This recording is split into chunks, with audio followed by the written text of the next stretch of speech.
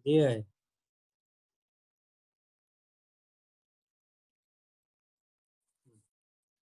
तो ये सेंटर्ड है, मतलब इसका मतलब हुआ कि ये जो डिस्टेंस है ये 35 सेंटीमीटर है। ये कहने का मतलब है, और इसके पैरेलल आदमी यहाँ से जाता है, तो यहाँ से जाएगा तो अभी देख रहा, तो इसकी इमेज क्या मिलेगी इसको, यानी जितनी डिस्टेंस पर ये है उतनी डिस्टेंस पर ये इमेज मिलेगी इसको, सोर्स की, एस डैश। अब अपने को क्या, आपने क्या बात किया था, फील्ड ऑफ व्यू की बात करी थी, यानी ये देख पा रहा है तो सोर्स यहाँ है, यहाँ से रेस क्या हो रही, क्योंकि वहाँ जाएगा तो यहाँ से एक्सट्रीम रेस देखेंगे हम लोग। तो उसके बाद ये, यानी यहाँ तक ये देख पाएगा, मतलब ऐसे तो, है ना, यहाँ से रेस यहाँ जा रही है जब तक ये आदमी, क्योंकि इसके बियॉन्ड तो मिरर ही नहीं है, तो उसके वाले आगे वाली रेस तो निकली, मतलब कोई मतलब ही नहीं उसका, तो ऐसे ऐसे जाएगा। तो यहाँ, क्योंकि यहाँ तक भी देखो, अगली वाली रे की बात करेंगे तो ये देखो, ये एंगल और ये एंगल इक्वल होना चाहिए। उसी तरह यहाँ की बात करेंगे तो ये एंगल और ये एंगल इक्वल होगा, तो इसको भी देख पाएगा एक तरह से। ये सबको पीछे बढ़ाएंगे तो कहाँ से आ रही, सारी की सारी यहाँ से आ रही है। ओके, इसका मतलब मैक्सिमम यहाँ तक देख पाएगा, तो सिंपल सी बात है, तो सीधा सीधा हो गया। ये कितना है, 35। तो फिर ये एंगल, यानी ये कितना है, 35, तो फिर ये भी कितना होगा, 35 ही तो होगा, यानी टोटल डिस्टेंस कितना हो गया, 70 हो गया। तो वहां तक वो देख पाएगा, एक ही साइड जाएगा। ये क्वेश्चन नंबर 9।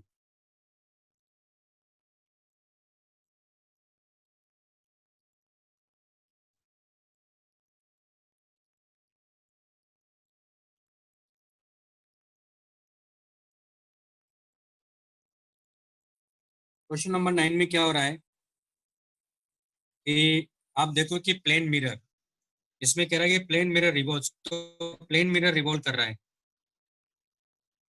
ये प्लेन मिरर है, और ये अपने को ऐसा एक सम दिया है।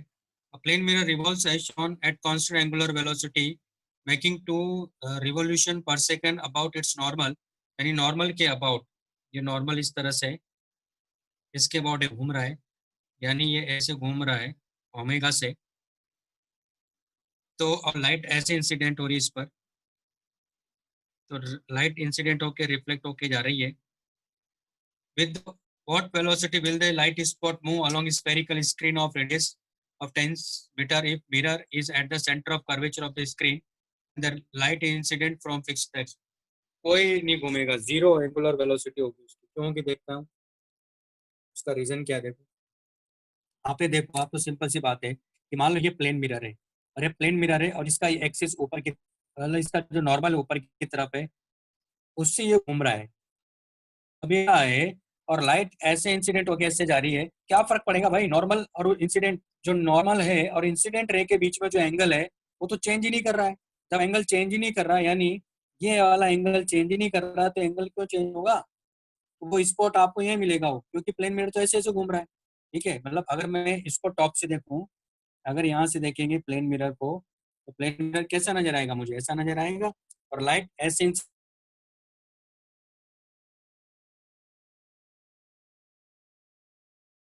फिक्स है, और वो उसी तरह नॉर्मल और वो रिफ्लेक्टेड रे के बीच का एंगल फिक्स है, तो वो स्पॉट यहीं बना रहेगा, यानी लाइट ऐसे इंसिडेंट होकर ऐसे जाएगी तो स्पॉट ऐसा ही नजर आएगा, यानी वो स्पॉट यहीं रहेगा। उसकी एंगुलर वेलोसिटी क्या हो गई, यानी angular velocity of spot will be zero, ये होगा। ठीक है, और तो मैंने होमवर्क नहीं दिया, चलो इसका इलेक्ट्रोस्टैटिक का डिस्कस करते हैं क्वेश्चन।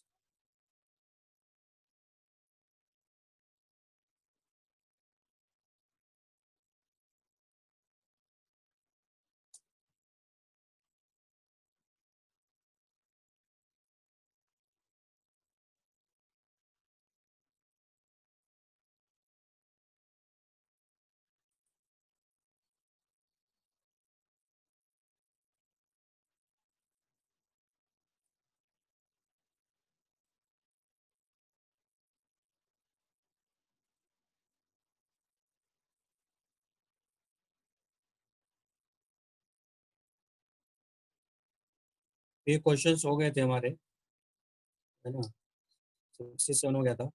और हमने ये सिस्टम पढ़ा था कि किसी सिस्टम की पोटेंशियल एनर्जी कैसे निकालेंगे, उस बारे में बात हो गई थी। कि जैसे इसने कहा कि 68 जैसे क्वेश्चन है ना, इस क्वेश्चन को वापस से मैं करके दिखा देता हूँ। 69 कर लेते हैं, और 70 हो गया, 71 हो गया, 72 हो गया। थोड़ा क्वेश्चन करते हैं ना, 73, 74। फिर कंटिन्यूस चार्ज डिस्ट्रीब्यूशन के लिए बताऊंगा मैं। तो क्वेश्चन नंबर 68,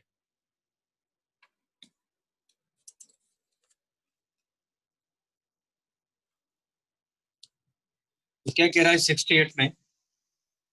हम बात कर रहे हैं इलेक्ट्रोस्टैटिक की।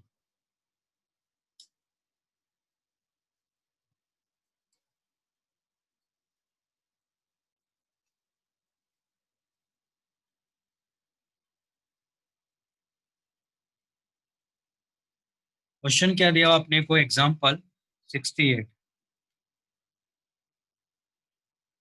कह रहा है कि find out potential energy of the 2 point charge system having charges Q1 and Q2 separate by distance R। तो मैंने बताया था Q1 Q2 by 4 pi epsilon naught R, है ना।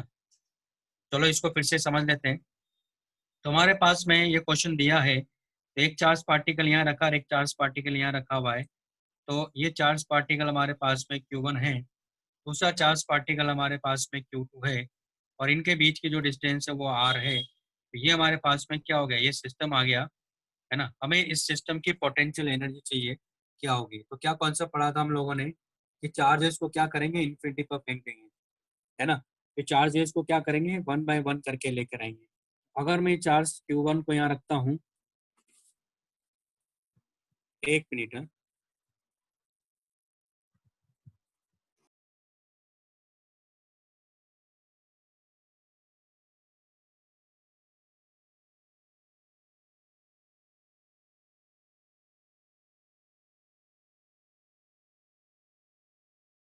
Q2 को भी हम लोग इन्फिनिटी पर ले गए, और क्या होगा कि ये सब दोनों चार्ज कहाँ रखे, इन्फिनिटी पर रखे। इन्फिनिटी पर हमें मालूम है कि पोटेंशियल एनर्जी क्या होती है, जीरो होती है, और पोटेंशियल भी क्या होता है, जीरो होता है, क्योंकि हमने रेफरेंस पॉइंट का माना हुआ है इस केस में। अभी जितने भी क्वेश्चंस के हमने इन्फिनिटी माना हुआ है। तो अगर मान लो मैं पहले Q1 को लेकर आता हूँ उसकी पोजीशन पर रखने के लिए, तो आप देख रहे हो कि Q1 जब लाए तो यहाँ कोई चार्जेस नहीं था, कोई फील्ड यहाँ प्रेजेंट नहीं था। तो वर्क क्या हो जाएगा इसकी वजह से, यानी W1 हो जाएगा हमारे पास में Q1 इंटू जीरो ना, Q1 इंटू जीरो, इतना वर्क होगा। जब मैं लेकिन Q2 को लेकर आऊंगा उसके पोजीशन पर रखने के लिए, तो मुझे कितना वर्क करना पड़ेगा, W2 वर्क करना पड़ेगा। W2 मुझे वर्क करना पड़ेगा, तो W2 कितना होगा, तो यहाँ जब Q2 को लेकर आएंगे तो ये प्रेजेंट है, इसकी वजह से पोटेंशियल होगा ना यहाँ, इसकी वजह से पोटेंशियल अगर लिखेंगे तो W2 क्या हो जाएगा हमारे पास में, तो वो हो जाएगा Q1/4 pi epsilon not into R, into ये कितना हो जाएगा, Q2 से मल्टीप्लाई कर देंगे इसको, कितना वर्क हुआ। तो टोटल वर्क कितना हुआ लेकिन हमारे पास, टोटल वर्क हो जाएगा,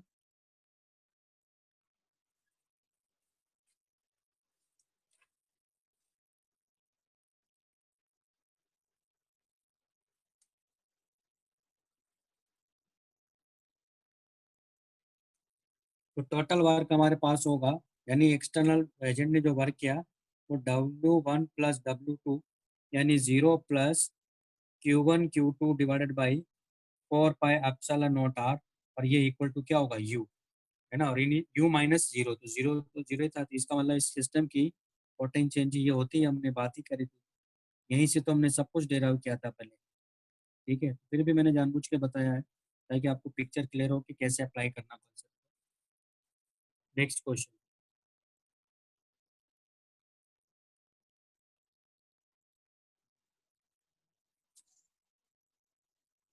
नेक्स्ट हमारे पास में 69। ये लाइट बोल थी। Figure shows an arrangement of 3 point charges. 3 point charges अपने को दिए हुए हैं, ये प्लस Q है, और ये माइनस क्यू है और ये प्लस क्यू है। ये आर डिस्टेंस है और ये 2r है। Figure shows an arrangement of 3-point charges. The total potential energy of this arrangement is 0. Calculate the ratio small q by capital. यानी इस पूरी सिस्टम की जो पोटेंशियल एनर्जी है ये कह रहा है कि 0 है। तो क्या कौन सा, अब जैसे 3 चार्ज पार्टिकल है, इस तरह का कोई भी क्वेश्चन हो तो बेस्ट तरीका क्या है, सबको इन्फिनिटी पे फेंक दो, एक एक करके लेकर आओ। ठीक है, तो इसकी टोटल पोटेंशियल निकालेंगे, है ना। इसका सॉल्यूशन में क्या करेंगे, एक क्यू चार्ज यहाँ है, एक क्यू चार्ज यहाँ है, और एक क्यू, ये माइनस क्यू चार्ज है, और एक क्यू चार्ज यहाँ है, और ये तीनों कहाँ है, इन्फिनिटी पर है। यानी जो फर्स्ट मेथड हमने सीखा वो अप्लाई कर रहे हैं। तो पहले मैं क्या कर रहा हूँ, इसमें पहले इस चार्ज को इसकी पोजीशन पर रखने के लिए लेकर आ रहा हूँ। तो वर्क कितना होगा, W1, क्योंकि W1 वर्क क्या है, 0 है। फिर मैं क्यू को लेकर आ रहा हूँ इसकी पोजीशन पर रखने के लिए। अब एक बात और बता दो, ऐसा कोई जरूरी नहीं है, आप अगर इस क्यू को भी लाते हो ना तो आर डिस्टेंस पर, तब भी आंसर्स वही रहेंगे। तो पहले इसको लाओ या इसको लाओ, लेकिन ये ध्यान रखना है कि पोजीशन क्या थी इनकी। यानी कि अगर कैपिट स्मॉल क्यू को आप ये इस वाले क्यू को लेकर आ रहे हो तो यहाँ रख दिया, नहीं, इसकी यहाँ पोजीशन, इसकी पोजीशन तो यहाँ है स्मॉल क्यू की, और कैपिटल माइनस जो क्यू है उसकी पोजीशन यहाँ है। उसकी पोजीशन पर लाने के लिए बात कर रहे हैं हम लोग, ध्यान रखना है। इसको लाएंगे तो W2 वर्क हुआ, किसको लाएंगे, माइनस क्यू को। आप सोच रहे होंगे सर इसको इसको नहीं लाना है, ये नहीं, इसकी पोजीशन तो यहाँ है। हाँ, ये कर सकते हो कि जब आप इसको लाओ तो आप पहले चाहो तो इसकी जगह इसको ले आओ, लेकिन इसको लाओगे तो इसको यहाँ रखोगे, लेकिन ये ध्यान रखना है क्योंकि इसकी पोजीशन यहाँ से 2r डिस्टेंस पर। ठीक है, और उसके बाद जब इसको लेकर आओगे इसके पोजीशन पर क्यू, तो कितना वर्क हुआ, W3। ये ऐसे पोजीशन हमने इनकी दी हुई है, ये r डिस्टेंस पर है और ये 2r डिस्टेंस पर है। ठीक है, तो सबसे पहले W1, तो W1 जब लेकर आए तो कितना वर्क था, यानी Q इंटू 0। फिर W2 जब लेकर आए तो माइनस क्यू को लेकर आए, तो यहाँ पोटेंशियल किसका लिखेंगे, इसका लिखेंगे। वो कितना है, Q by 4 pi epsilon naught R। और जब W3 की बारी आएगी तो किसको लेकर आ रहे हैं हम, स्मॉल क्यू को, इसका पोटेंशियल इस पर, इसका पोटेंशियल इस पर लिखेंगे, यानी Q by 4 pi epsilon not 2R। इसकी डिस्टेंस यहाँ से है, minus Q by 4 pi epsilon naught R। और पोटेंशियल के लिए मैंने पहले कहा था कि विद साइन लेना है चार्जेस को, जैसा है वैसे लेना है। तो टोटल वर्क कितना हो गया यहाँ, तो टोटल वर्क हो गया W1 plus W2 plus W3, ये इक्वल टू क्या होना चाहिए, U। लेकिन ये U क्या कह रहा है, ये टोटल इलेक्ट्रिक पोटेंशियल जिसकी 0 है, तो सबको यहाँ रख दो। कितना आ जाएगा, 0 minus Q by 4 pi epsilon naught R plus Q by 4 pi epsilon not 2R minus Q by 4 pi epsilon naught R। और ये इक्वल टू क्या हो गया, यहाँ 0 हो गया। तो ये इसका मतलब ये हो जाएगा, यहाँ से हमारे पास minus q plus Q² by 2 minus q, है ना। और ये इक्वल टू क्या हो गया हमारे पास, 0। ठीक है, तो हमारे पास आ गया अल्टीमेटली, यानी 2 Q equal to Q² by 2, यानी Q से Q कैंसिल आउट हो गया, तो Q बाई Q कितना आ गया, 4। ये आंसर होना चाहिए। तो इस तरह से करेंगे।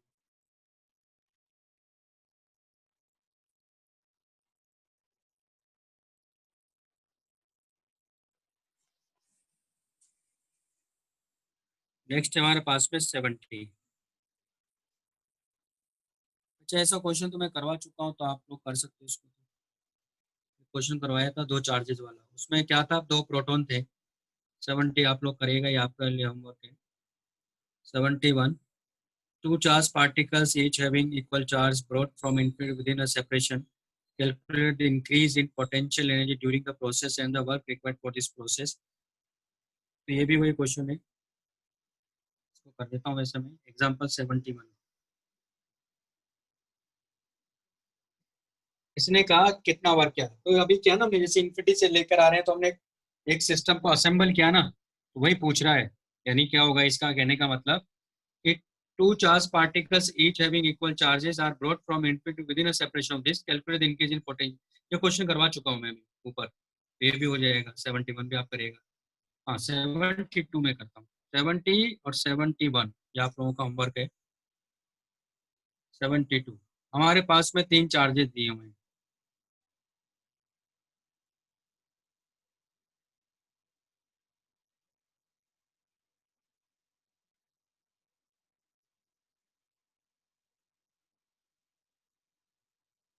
तो ये ए है, ये बी है और ये सी है। ये क्यू चार्ज है, ये भी क्यू चार्ज है, ये भी क्यू चार्ज है। और यहाँ जो इक्विलेटर ट्राइंगल उसके साइड लेंथ ए है। Three equal charges Q each are placed at the corners of an equilateral triangle of side A. Find out potential change of the charge system, वो निकाल लेंगे। Calculate work required to decrease the side of the triangle to A by 2, वो भी निकाल लेंगे। If the charges are released from the shown position and each of them has same mass m, then find the speed of each particle when they lie on a triangle of side 2A। तो ये काफी important question है। ठीक है, इस concept को हम लोग निकाल करना तो वही जो मैं पहले बता चुका हूँ, नया कुछ नहीं है वैसे तो, पर क्वेश्चन इंपॉर्टेंट है। अब जैसे ये क्वेश्चन है तो आप देख रहे हो कि सिमेट्रिक क्वेश्चन है, तो इसमें क्या होगा पोटेंशियल या, है ना, इस सिस्टम की पोटेंशियल अगर मैं निकालूं क्या हो जाएगी, देखो सीधा सीधा यहाँ से निकाल सकते हैं। इसको लिखेंगे यानी Q इंटू इन दोनों की वजह से यहाँ पोटेंशियल लिखो तो क्या हो जाएगा 2Q/4πε0 है ना, क्योंकि इक्वल डिस्टेंस पर ही है। अब इसका भी लिखोगे, है ना, तो दोनों इक्वल डिस्टेंस पर है यहाँ से। फिर इसका लिखोगे, क्या करो 3 से मल्टीप्लाई करो, डिवाइड बाई 2 कर दो। ये हो गया थर्ड मेथड। ठीक है, थर्ड मेथड में ये बताया था मैंने, हमारे पास आ गया 3Q²/4πε0 है। ये हमारे पास में पोटेंशियल जाएगी, तो एक तरह से ये इसकी इनिशियल पोटेंशियल एनर्जी भी हो गई, है ना। अब क्या कह रहा है कि इसको कहाँ लेकर आ रहा है इस सिस्टम को, सेकंड पार्ट में कह रहा है कि 2A तक, मतलब सॉरी A/2 तक या 2A तक कहाँ ले जा रहा है, एक मिनट रुको।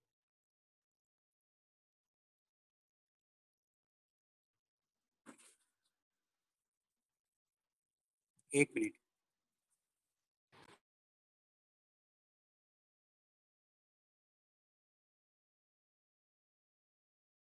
में है कि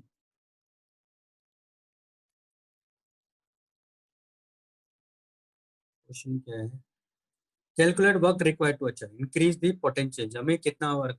तो आप देख रहे हो कि इसमें काइनेटिक एनर्जी नहीं आ रही, कुछ नहीं आ रहा है, केवल ये क्या कर रहा है यहाँ से यहाँ ला रहा है। मतलब फाइनल पोजीशन क्या बना रहा है ये, फाइनल पोजीशन ये बना रहा है,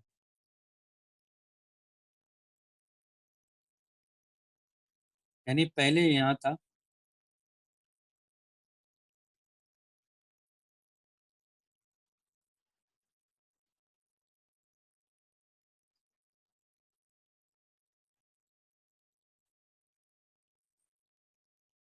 ये तो 2A से कहाँ ला रहे हैं हम लोग, मतलब सॉरी A से कहाँ ला रहे हैं A/2 पर। इसका मतलब फोर्सफुली ला रहे होंगे ना, इसका मतलब फोर्सफुली यानी इधर से भी वर्क कर रहे हैं, इधर से वर्क कर रहे हैं। इलेक्ट्रिक फोर्सेस क्या कर रहे हैं, इसको ऐसे रिपेल करना चाह रहे हैं सिस्टम को, तो हम उनके अगेंस्ट वर्क कर रहे हैं। क्या करेंगे, ये जब A/2 पर लेकर आ रहे हैं तो यहाँ की पोटेंशियल लिख लेंगे, क्योंकि फोर्सफुली ला रहे हैं लेकिन किसी में भी काइनेटिक एनर्जी नहीं आ रही है। तो इस केस में जो फाइनल पोटेंशियल आप लिखोगे तो ये सिस्टम ये केवल एक ही जगह क्या हो जाएगा A/2, क्योंकि कॉन्फ़िगरेशन तो वैसा का वैसा बना हुआ है।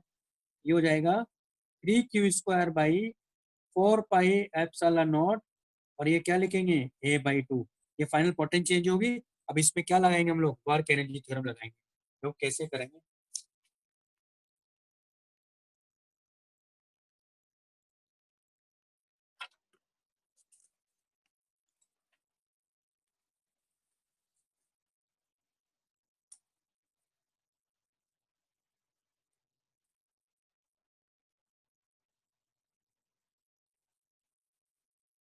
तो हमारे पास वर्क एनर्जी थ्योरम है, तो अप्लाइंग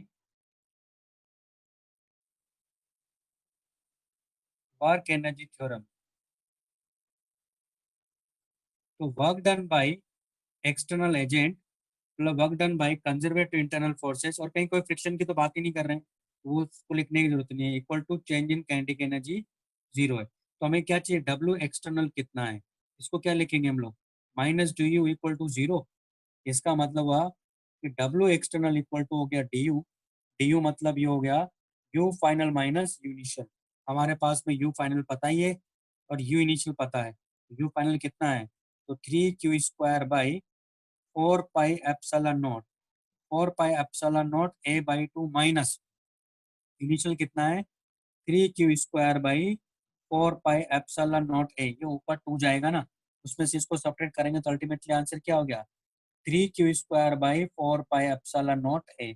ये आंसर होगा, यानी एक्सटर्नल फोर्स ने इतना वर्क किया है। ठीक है। तीसरा, अब ये कह रहा है कि इन चार्जेस को छोड़ दिया है। तो पहले चार्जेस कहाँ थे, यानी यहाँ थे। जब आप इनको छोड़ दोगे, अभी ये ए डिस्टेंस पर है, तो सिमेट्रिक अगर सिस्टम है तो ये हमेशा कैसे मूव करेंगे, यानी ये हमेशा ट्राइंगल में रहेंगे। क्यों, क्योंकि सिमेट्रिक है ना सिस्टम, ये हमेशा ट्राइंगल में रहेंगे। तो ये यहाँ पहुंचेंगे, सिर्फ एक ट्राइंगल ही बनेगा, वो भी कैसा रहेगा, इक्विलेटरल। और वो बोल भी रहा है कि उसकी साइड लेंथ कितनी हो जाती है, तो ये हो जाती है। तो ये वाला पार्टिकल कैसे जा रहा होगा, ये वाला पार्टिकल ऐसे जा रहा होगा 20 स्पीड से, और ये वाला पार्टिकल ऐसे 20 स्पीड से जा रहा होगा, और ये वाला पार्टिकल इधर की तरफ 20 स्पीड से जा रहा होगा। क्लियर है, साइड लेंथ ये हो ही गई है। तो अब आप देखो कि हमने इनको फ्री छोड़ दिया, तो अभी इसमें क्या रहेगा, law of conservation of mechanical और मोमेंटम कंजर्व रहेगा। मोमेंटम आप पूरे सिस्टम का देखो क्या बना रहेगा, 0। क्यों, क्योंकि पहले भी 0 था।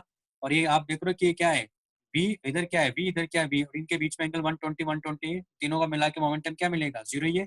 इसलिए तो मैंने तीनों की स्पीड क्या लिया, सेम ली, होना ही चाहिए क्योंकि सिमेट्री है। तीनों का मास सेम है, मास सेम नहीं होता तो भी दिक्कत हो जाती, लेकिन मास तीनों का क्या है, यहाँ सेम है। तो मोमेंटम तो ये बना रहेगा, यानी 0 बना रहेगा, उसकी तो बात ही मत करो। अब एनर्जी कंजर्व करवा दो, तो law of conservation of mechanical energy.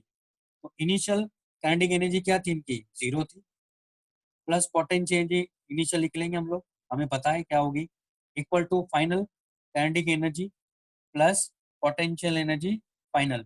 Initial kinetic energy 0 है, प्लस पोटेंशियल एनर्जी क्या लिखी थी हमने, सिस्टम की पोटेंशियल एनर्जी ये है। इस सिस्टम की पोटेंशियल एनर्जी क्या है यहाँ, इनिशियल, तो ये रहेगी। इनिशियल पोटेंशियल एनर्जी आ गई 3q² by 4 pi epsilon not a plus kinetic energy, तो क्या लिखेंगे, ½ mv², क्योंकि सिस्टम की बात कर रहे थे, into 3 plus potential energy final हो जाएगी 3q²। ए की जगह क्या लिखेंगे, 2a, 4 pi epsilon not into 2a। इसको सॉल्व कर लो, आंसर आ जाएगा। तो ये काफी इंपॉर्टेंट क्वेश्चन है।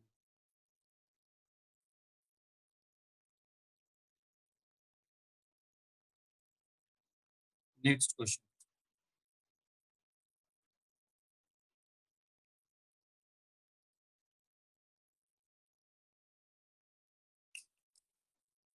72 हो गया, 73।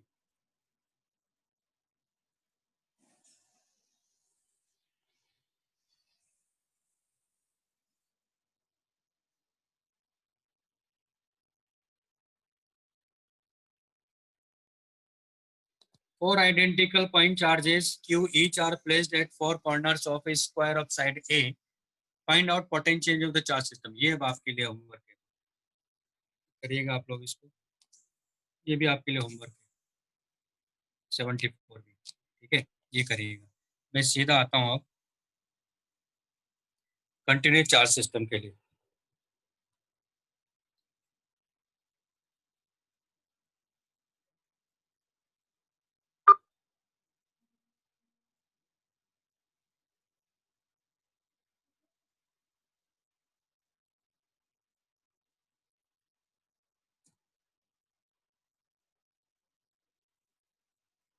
तो नेक्स्ट है, इसको सेल्फ एनर्जी भी बोलेंगे, है ना।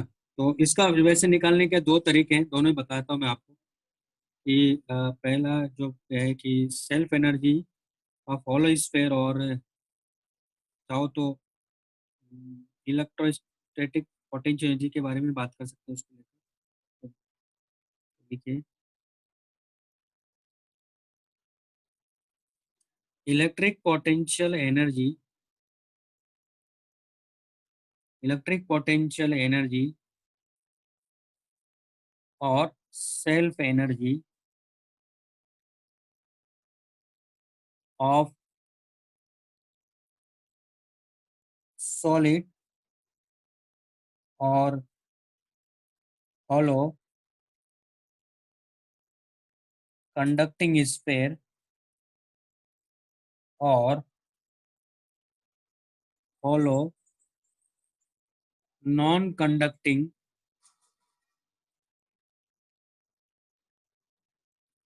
sphere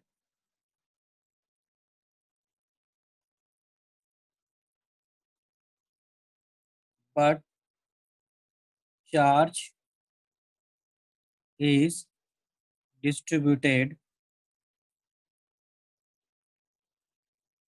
uniformly on its surface. Okay, तो ये जैसे हमने इसका इलेक्ट्रिक फील्ड भी निकाला था, ये वही इसलिए मैं तीनों को साथ में लेता हूँ हमेशा, क्योंकि तीनों का बिहेवियर एक जैसा ही है। और इलेक्ट्रिक पोटेंशियल भी हमने इनका निकाला था। अब यह बात करें इलेक्ट्रिक पोटेंशियल एनर्जी की या सेल्फ एनर्जी की, यानी इस पे चार्ज का डिस्ट्रीब्यूशन क्या है, कंटिन्यूस है। तो हमने अभी जितने भी क्वेश्चंस किए थे वो किसके थे, डिस्क्रीट चार्जेस के कॉन्फ़िगरेशंस और सिस्टम देखे थे हम लोगों ने। अभी हम बात कर रहे हैं कंटिन्यूस चार्ज का डिस्ट्रीब्यूशन है, तो पोटेंशियल एनर्जी कैसे निकालेंगे। तो इसमें आप देखोगे कि जो सेकंड मेथड था ना हमारा, सेकंड फर्स्ट मेथड जो अप्लाई किया था मैंने कि इन्फिनिटी पे फेंक के चार्जेस को लेकर आते हैं, वो अप्लाई करेंगे, फिर देखते हैं उससे क्या हो रहा है। तो मान लो हमारे पास में ये एक स्फीयर है और इसमें चार्ज का जो डिस्ट्रीब्यूशन है वो यूनिफॉर्म है, लेकिन सारा चार्ज कहाँ है, यहाँ सरफेस पर है, और इसकी जो रेडियस है वो आर है। एक बात और क्लियर करते हैं, यहाँ मैंने यहाँ लिखा सॉलिड होलो कंडक्टिंग स्फीयर, तो ये मतलब आइसोलेटेड स्फीयर है, तभी चार्ज का डिस्ट्रीब्यूशन केस में यूनिफॉर्म होगा। क्योंकि अगर कोई चार्ज इस स्फीयर के बगल में लाके रख दोगे, ये जो चार्ज का डिस्ट्रीब्यूशन में यूनिफॉर्म बता रहा हूँ, चार्ज का डिस्ट्रीब्यूशन यूनिफॉर्म हो ही नहीं सकता। चार्ज का डिस्ट्रीब्यूशन क्या होगा, इसका बिगड़ जाएगा, यानी चार्ज रीडिस्ट्रीब्यूट होगा। वो बताएंगे कैसे होगा, ठीक है। तो अभी तो यहाँ क्या है, एक तरह से आइसोलेटेड है, जो भी मैं बात कर रहा हूँ मतलब आइसोलेटेड स्फीयर की बात कर रहा हूँ। हाँ, नॉन कंडक्टिंग के केस में कोई फर्क नहीं पड़ेगा, क्यों, क्योंकि चार्ज जहाँ रखते हैं वहीं पड़ा रहता है, उसमें चार्ज का रीडिस्ट्रीब्यूशन नहीं होता है। क्लियर है, नॉन कंडक्टिंग केस में इसलिए इसलिए बताना पड़ता है उसके केस में कि चार्ज का डिस्ट्रीब्यूशन यूनिफॉर्म होता है नॉन कंडक्टिंग हॉलो स्फीयर के केस में। अब इसमें मान लो हमने चार्ज क्यू दिया है, इसकी रेडियस आर है। अब हमें इस सिस्टम की, तो वहां क्या था, डिस्क्रीट चार्जेस थे, यहाँ डिस्क्रीट चार्जेस नहीं है, चार्ज का डिस्ट्रीब्यूशन यूनिफॉर्म है, लेकिन चार्जेस का इंटरेक्शन तो है।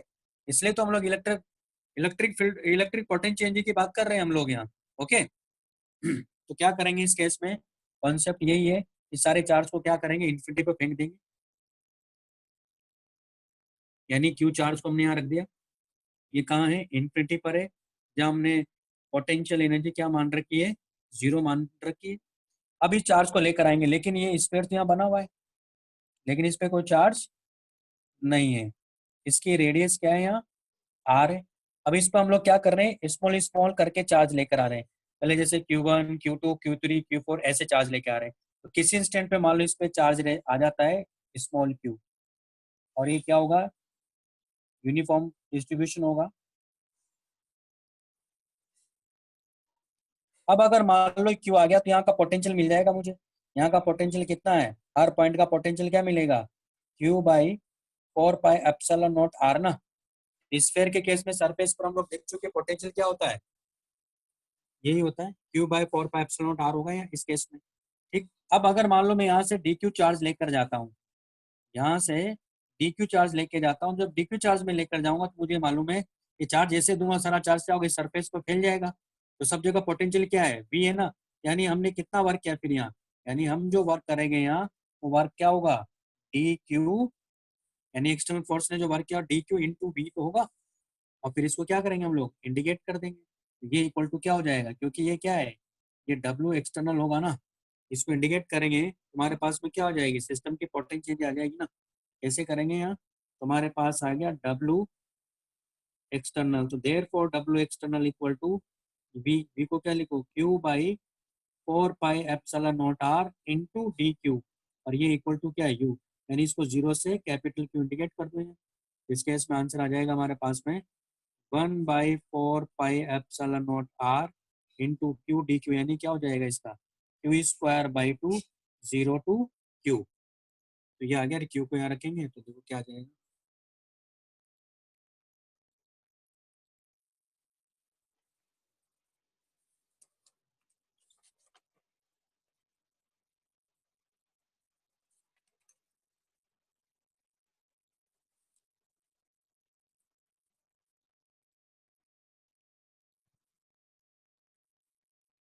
तो हमारे पास आ जाएगा ये, यानी U इक्वल टू आ गया 1/4πε0, और ये हो जाएगा Q²/2, और यहाँ R तो था ही, तो ये हमारे पास उसको रखने के बाद ही आ जाएगा, या Q²/4πε0r इंटू 1/2, या इसको ऐसे भी लिख सकते हो आप KQ²/2R, और U इक्वल टू आ गया KQ²/2R, जहाँ K क्या ले रहे हैं आप 1/4πε0, ये हमारे पास में। तो ये पोटेंशियल एनर्जी की सिस्टम की, ठीक है। इसको निकालने का एक और तरीका है, वो भी बताता हूँ फिर, लेकिन जो फॉर्मूला है वो आपको मैं कैपेसिटर में बता दूंगा कि वो फॉर्मूला कैसे आया, अभी उसका डेरिवेशन नहीं बताऊंगा, अभी तो यूज ही करूंगा मैं। तो एक होता है, पहले इसको समझाया तो,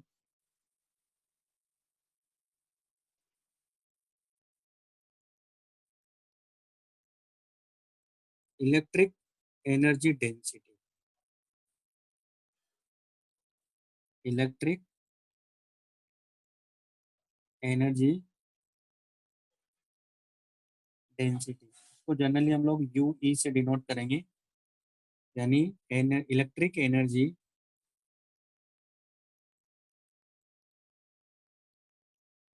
पर यूनिट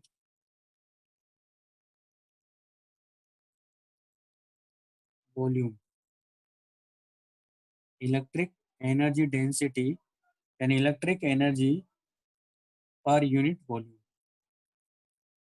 ठीक है। तो ये फॉर्मूला होता है इसका, यानी UE इक्वल टू है 1/2 ε0E²,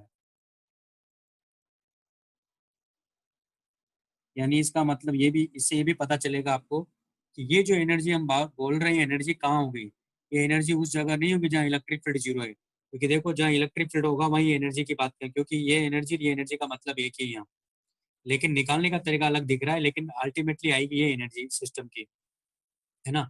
कॉन्सेप्ट ये, इसको बोलते हैं इलेक्ट्रिक एनर्जी डेंसिटी, यानी electric energy per unit volume 1/2 ε0E²। देखो इसको कैसे यूज करें, हमारे पास में ये स्फीयर है, और इसका डेरिवेशन मैं बता दूंगा, इसका डेरिवेशन कैसे आया है, जब कैपेसिटेंस पढ़ेंगे तो हम बता देंगे, थोड़ा डिटेल में बात करूंगा इसके बारे में। अगर ये ब्रेक हो जाता है तो वापस से कनेक्ट होइएगा आप लोग, है ना, क्योंकि ये कंप्लीट करवाऊंगा इसको। तो यहाँ क्या है, चार्ज का डिस्ट्रीब्यूशन यूनिफॉर्म है,